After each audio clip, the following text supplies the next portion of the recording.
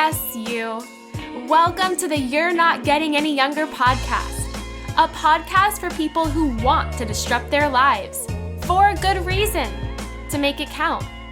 I'm your host, Jen Glantz, and every week I'll drop a new episode with stories from real people just like you, who woke up one morning and decided to make big changes, starting with small things. We'll cover topics like entrepreneurship, love, failure, and self-care. Hey, you're not getting any younger, so let's make this an adventure. Ready? Hey, any youngers, it's me, your host, Jen Glantz, back with another episode of the You're Not Getting Any Younger podcast. I recently went to the city of Los Angeles for a vacation. Oh, it was so nice. I did not want to leave. We had such a great time. Both Adam and I have lived in LA at different times in our lives, both separately before we met each other and together in our relationship. So the city has so much meaning.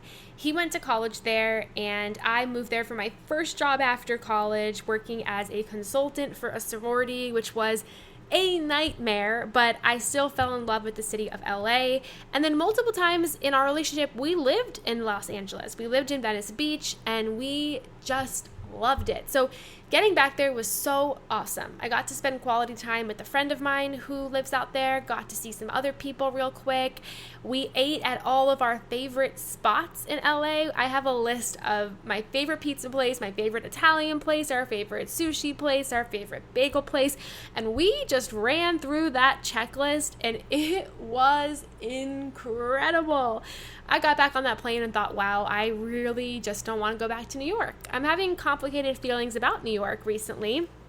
New York hasn't done anything bad to me. It's just I'm starting to feel like maybe I've grown out of living here, or maybe the benefits of living in the city are not things I care about at this stage in my life. I don't know, but I'm having this weird moment in my relationship with New York City where I'm just questioning how I feel. I had a day the other day where like everything was annoying me about New York City. It was hot, there was garbage, there was just so many people out and about, a rat ran by my foot. And I was like, I just don't know if this is for me anymore, you know? And I always told myself the moment that New York City bothered me or made me feel not excited anymore was the moment I need to leave, because living here is so expensive. I just got an email from my accountant that I owe more in taxes because of living in New York City. She keeps telling me that I would be saving so much money if I lived somewhere else. And while I want to do that, I want to save money, of course, this weird relationship with New York City sometimes is so hard to envision leaving it. My theme of this episode today is something that I was talking about with Adam the other day, which is how our strength can also sometimes be our biggest weakness. You know, the greatest things about ourselves can often be the things that get in our way, that hold us back, that push us further and further and further away from how we can grow as people. You know, maybe your strength is that you are so understanding and relatable and caring and empathetic, but in the workplace, sometimes that means people might walk all over you, or you might not know how to be assertive and stand up for what you believe or ask for what you want. Maybe if your strength is always putting people in before you, sometimes you lose out on opportunities for you as well. Have you ever thought about that? What is your biggest strength? And sometimes does it also serve as your biggest weakness? My biggest strength is that I'm stubborn. Now, this is a strength to me because it helps me get things done. It helps me work hard on things that seem impossible, that maybe other people would have given up on. Being stubborn makes me determined. It makes me see to the end of things.